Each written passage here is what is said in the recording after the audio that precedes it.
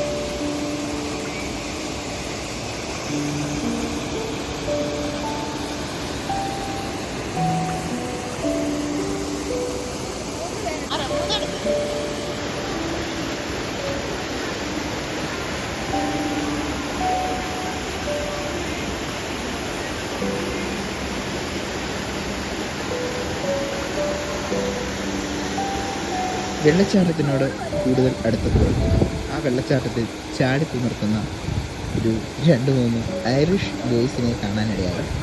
അവർ ഞങ്ങളെ കണ്ടത് വളരെയധികം ഹാപ്പിയാകുകയും അവരോട് കുശലാന്വേഷണങ്ങൾ നടത്തുവാനും സാധിച്ചു.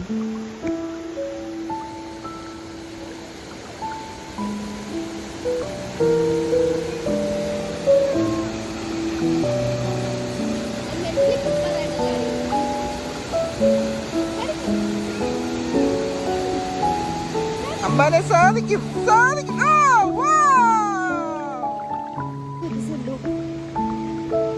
Next loop.